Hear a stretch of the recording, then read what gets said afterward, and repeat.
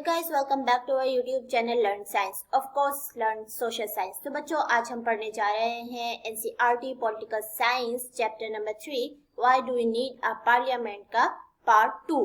तो बच्चों, hope so कि आप लोगों ने पार्ट फर्स्ट देख लिया होगा। उसमें हम लोगों ने पार्लियामेंट के बारे में पढ़ा था। जैसे कि हमारे चैप्टर का नाम ही है why do we need a parliament, कि हमें एक पार्लियामेंट की जरूरत क्यों पड़ती है। जब हमारा मुल्क जो है, हमारा देश, हमारा भारत जब आज़ाद हुआ तो उस टाइम पे लोगों के जो कॉलोनियल एक्सपीरियंस थे और जो वहाँ पे ज़बरदस्ती जो उनके ऊपर फैसले थोपे जाते थे, उसको देखकर जो हमारे फ्रीडम फाइटर्स थे और जो हमारे कॉन्स्टिट्यूशन राइटर्स थे, उन्होंने ये बात तय की कि जब भी हमारी सरकार कोई फैसला लेगी तो उसमें आम जनता की जो पब्लिक है उसका एग्रीमेंट, उसका अप्रूवल ज़रूर लेगी।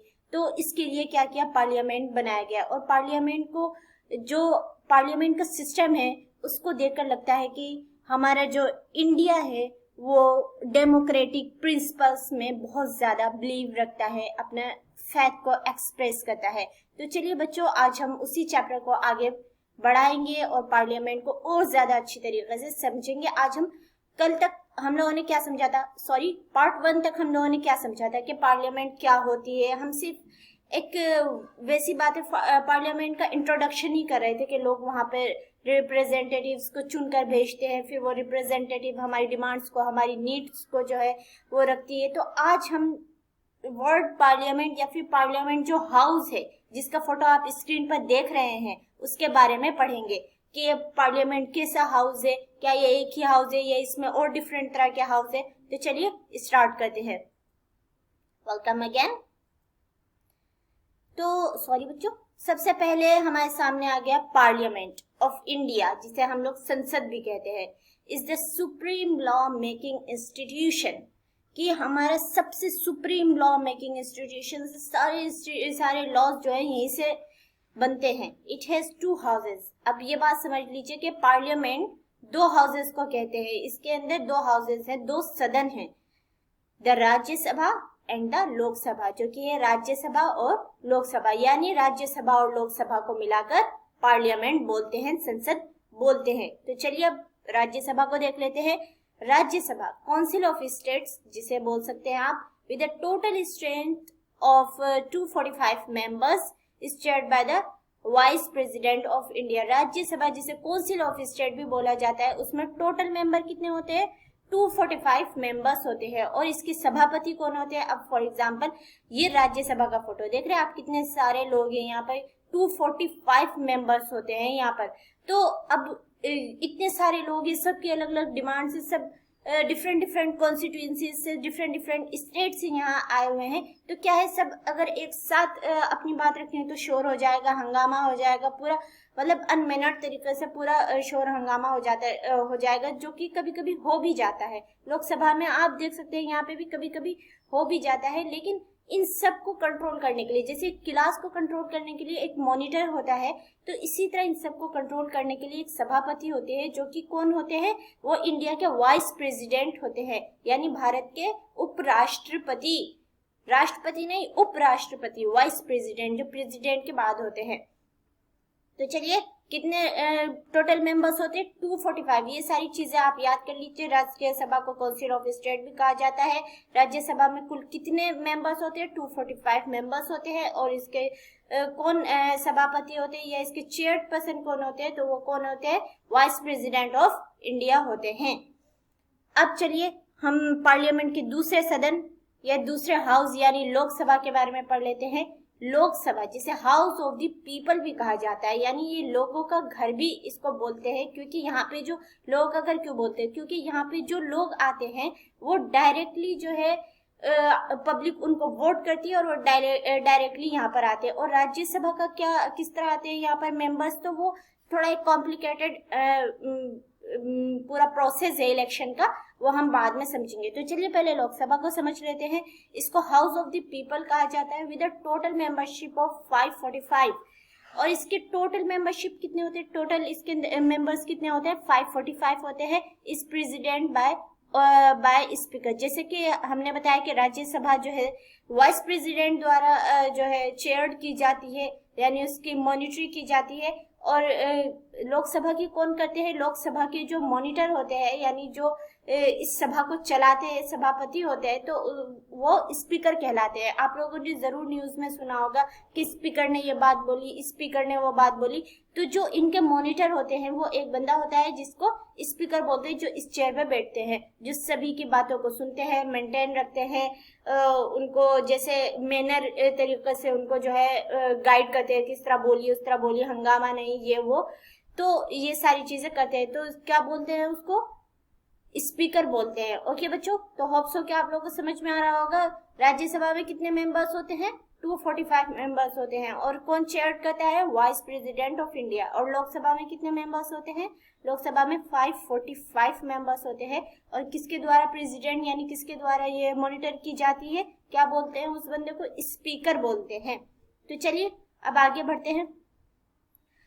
अब हम क्या पढ़ेंगे? Role of the parliament. अब तक हम ये पढ़ रहे थे पार्ट फर्स्ट में कि लोग किस तरह पार्लियामेंट में चुनकर आते हैं। अब हम पढ़ेंगे कि पार्लियामेंट का रोल क्या होता है, यानी हमारा जो इंडियन डेमोक्रेटिक सिस्टम है उसमें पार्लियामेंट का क्या रोल है। Created after 1947, the Indian Parliament is an expression of the faith that the people of the India have in principles of democracy। यानी 1947 के बाद बनाई गई इंडियन पार्लियामेंट जो है वो क्या एक्सप्रेस करती है? वो इंडियन लोगों का डेमोक्रेटिक प्रिंसिपल्स में जो उनका फेथ है उसको एक्सप्रेस करती है।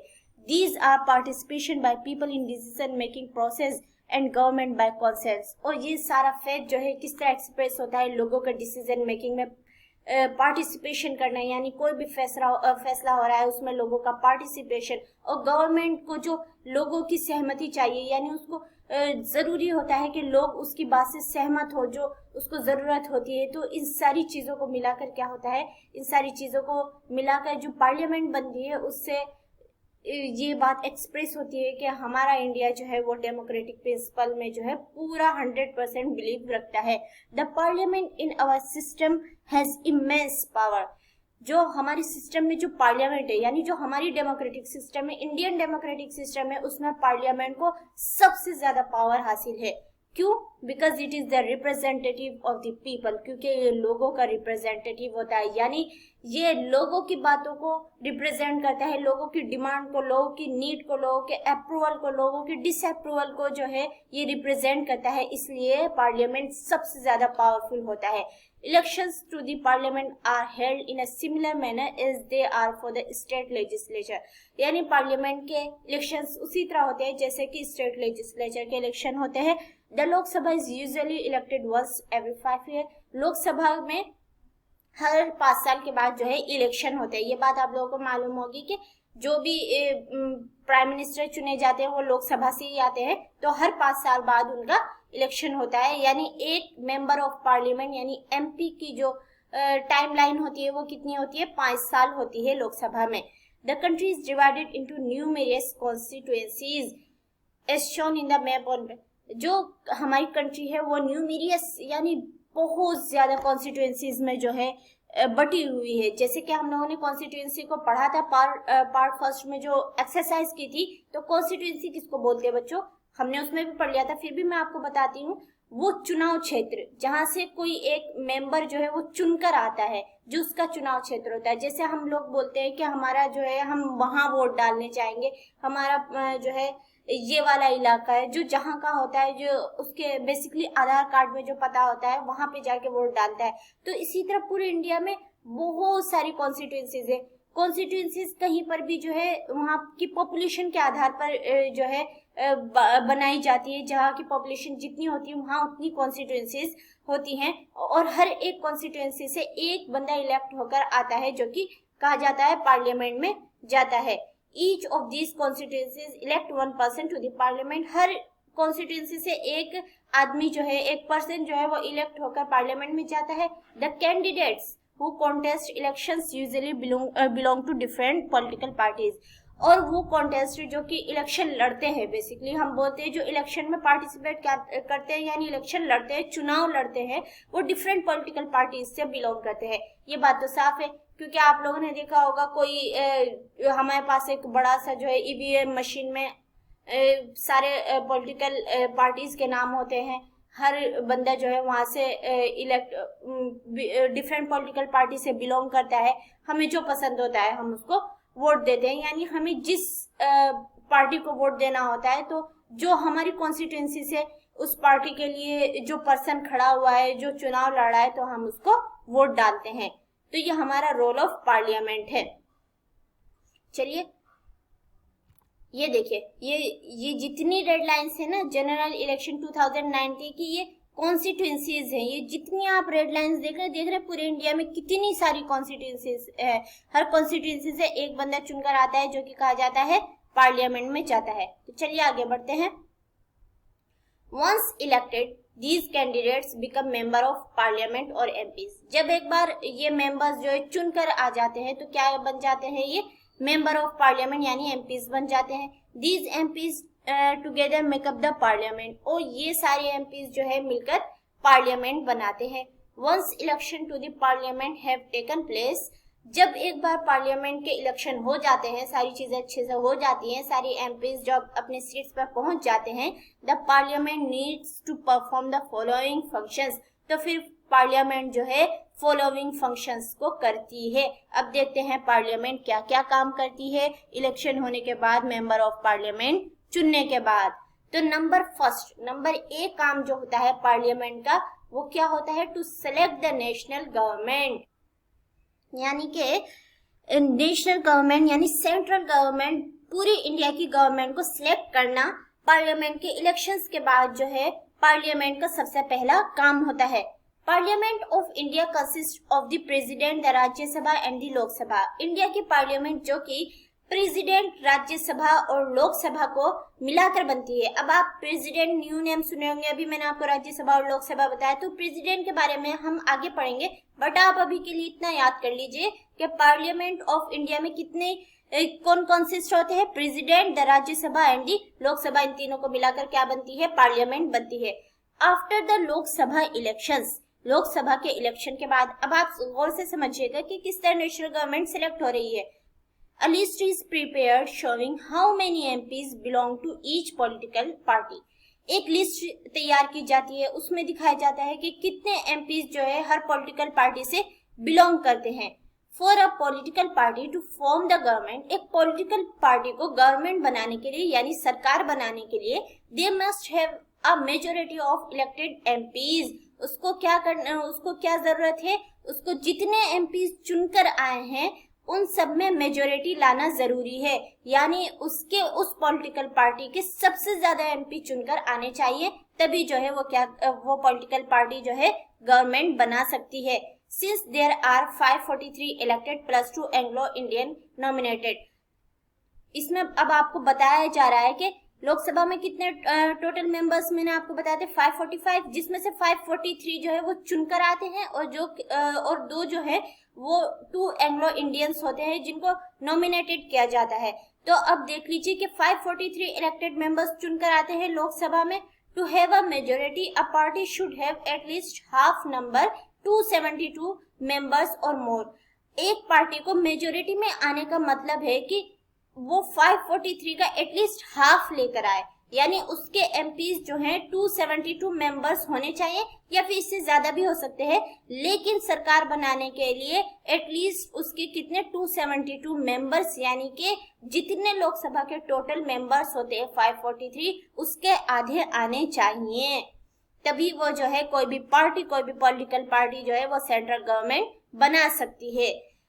तो बच्चों समझ में आया, यानी कि एक इलेक्शंस होने के बाद एक लिस्ट प्रिपेयर की जाती है जिसमें दिखाया जाता है कि कितने MP जो है वो हर पॉलिटिकल पार्टी से बिलोंग करते हैं। एक पॉलिटिकल पार्टी जो कि गवर्नमेंट बनाना चाहती है तो वो गवर्नमेंट कैसे बना सकती है, उसके लिए क्या शर्त है, उसके लिए सबसे पहली शर्त यह है कि उसके MP सबसे ज्यादा चुनकर आने चाहिए, और जिसमें से अगर हमारे उसमें लोकसभा में 543 मेंबर्स चुनकर आते हैं, 2 को तो नॉमिनेटेड किया जाता है, 543 मेंबर्स चुनकर आते हैं लोकसभा में, तो मेजोरिटी के लिए जरूरी है कि उस पार्टी के एटलीस्ट हाफ हो, 543 के हाफ हो, यानी 272 मेंबर्स हो, या फिर ज्यादा हो सकते हैं, वो तो अच्छी बात है, लेकिन मेजोरिटी में आने का मतलब यह है कि 272 मेंबर्स जरूर होने चाहिए, तो तभी वो क्या कर सकती है, सरकार बना सकती है, सेंट्रल गवर्नमेंट में आ सकती है वो पॉलिटिकल पार्टी।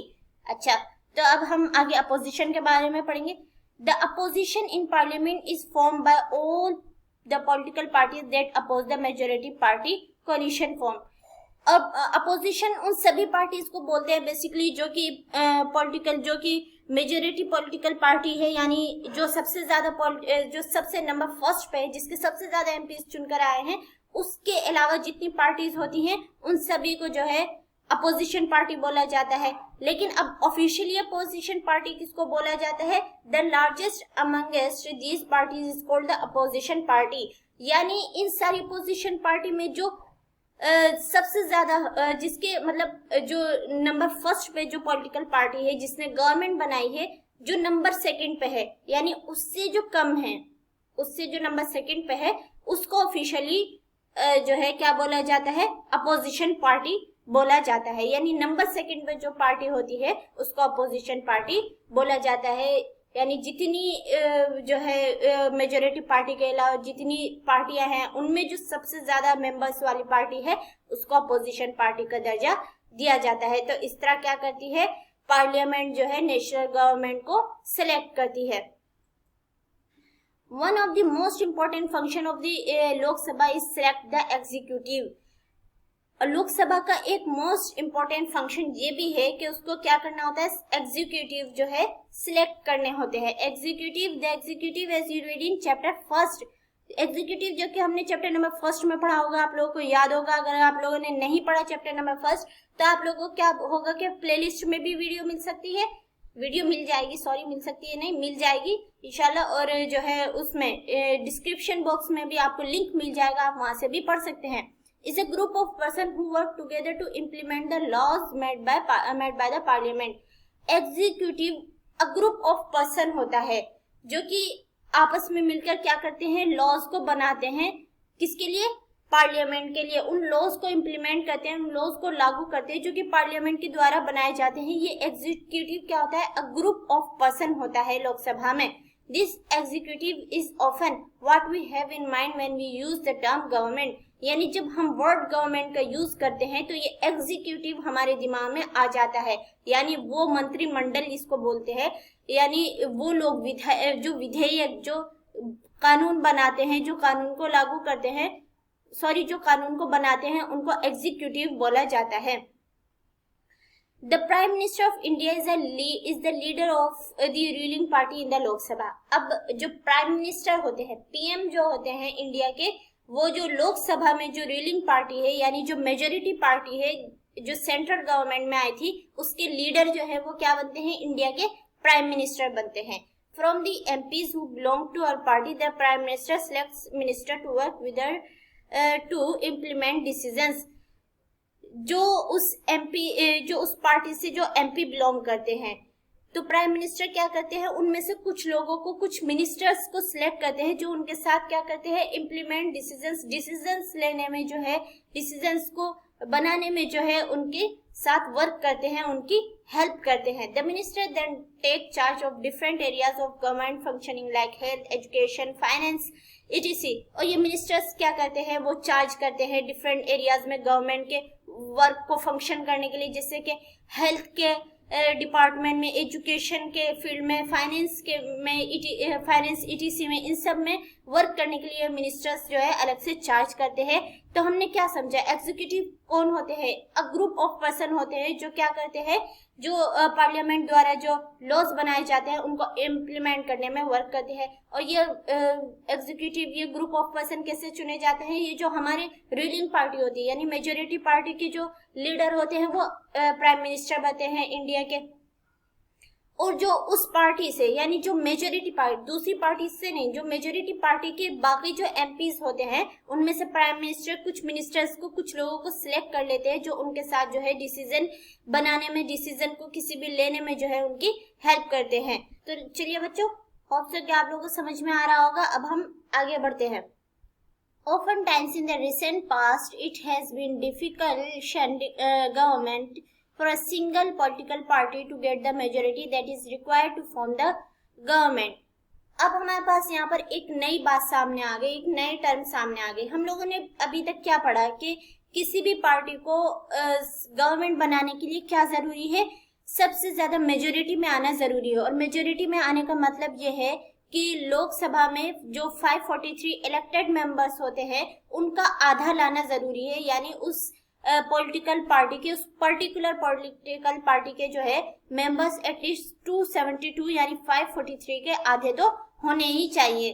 तो अभी हमारे पास क्या बात सामने आई कि अभी रिसेंट पास्ट में क्या हुआ था, गवर्नमेंट के लिए एक किसी भी सिंगल पॉलिटिकल पार्टी के लिए गवर्नमेंट बनाना मुश्किल हो गया था, क्योंकि उनके पास इतनी जो है मेजोरिटी में उनके एमपीज जो है, किसी भी पॉलिटिकल पार्टी के एमपीज जो है वो मेजोरिटी में चुनकर नहीं आए थे, यानी वो 272 मेंबर्स चुनकर नहीं आए थे।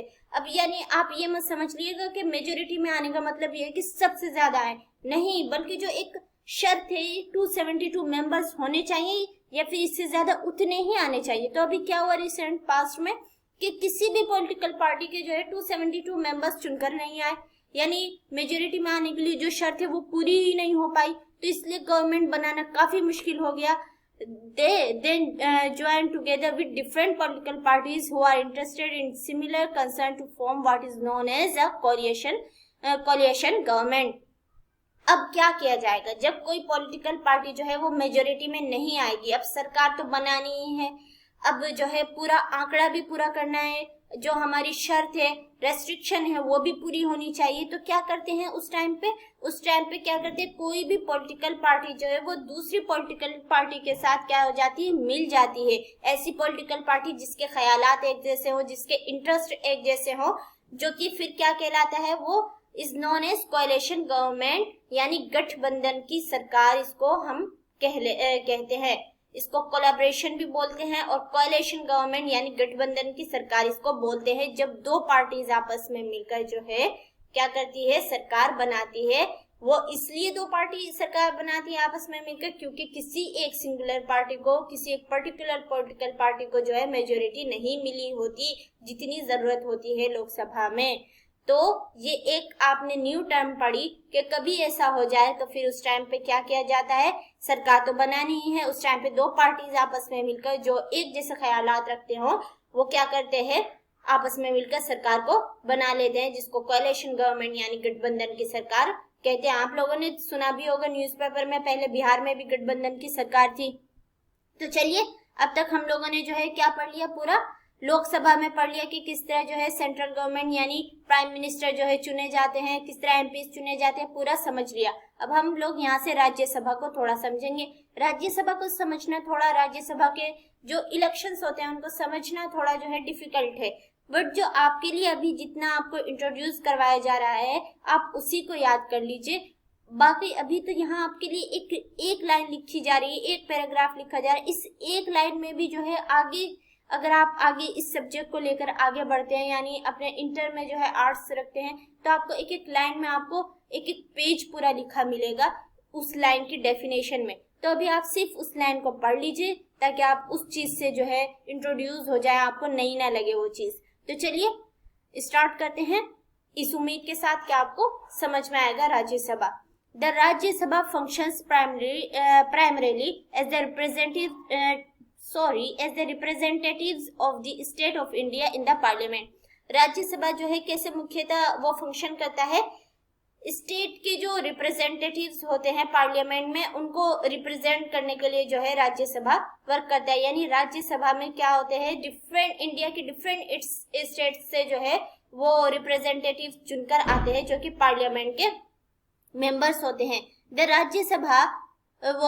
राज्यसभा के मेंबर्स होते हैं। The Rajya Sabha can also initiate legislation and a bill is required to pass through the Rajya Sabha in order to become a law.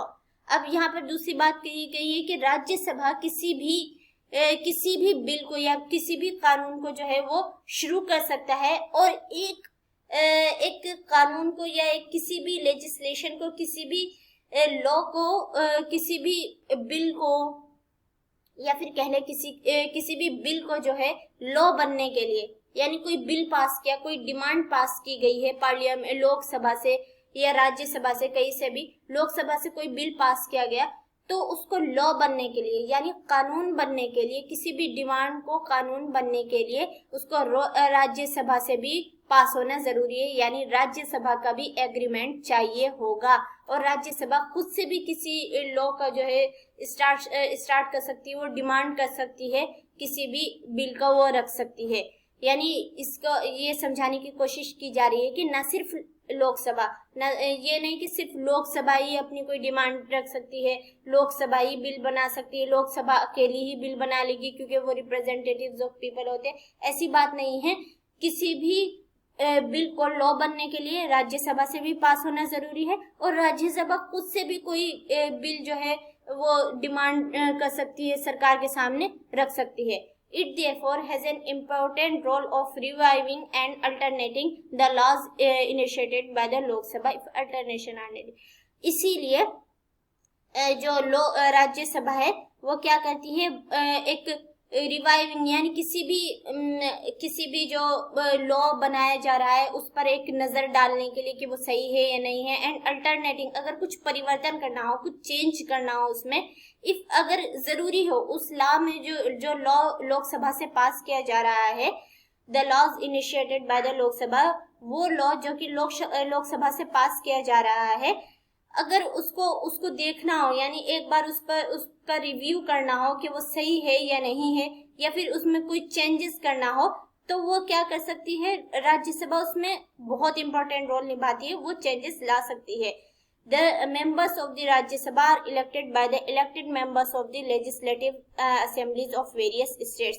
Rajya Sabha के जो मेंबर्स हैं, अब ये बात आप समझ लीजिए कि राज्यसभा के मेंबर्स जो है वो किस तरह चुने जाते हैं, वो डिफरेंट स्टेट्स के जो लेजिस्लेटिव असेंबली होती है वहां के जो इलेक्टेड मेंबर्स होते हैं उनके द्वारा जो है राज्यसभा के मेंबर्स को चुना जाता है। There are 233 elected members plus 12 members nominated by the president.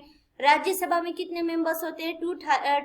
हमने पढ़ा था अभी 45 मेंबर्स होते हैं, 245 मेंबर्स होते हैं, जिसमें 233 कौन होते हैं, वो इलेक्टेड मेंबर्स होते हैं, और उनमें से 12 मेंबर्स जो है वो नॉमिनेटेड किए जाते हैं प्रेसिडेंट के द्वारा। और वो किस आधार पर नॉमिनेटेड किए जाते हैं, वो इस आधार पर नॉमिनेटेड किया जाता है अगर उनके पास आर्ट्स में, साइंस में, स्पोर्ट्स में, ये किसी और भी फील्ड में जो है अगर उनके अंदर कोई खास सलाहियत होती है, या फिर वो उस फील्ड में बहुत दिनों से अपना मकाम बनाए हुए आ रहे हो, तो उनको उस आधार पर जो है प्रेसिडेंट जो है किसके लिए चुनते हैं, राज्यसभा के मेंबर के रूप में उनको जो है नॉमिनेट किया जाता है।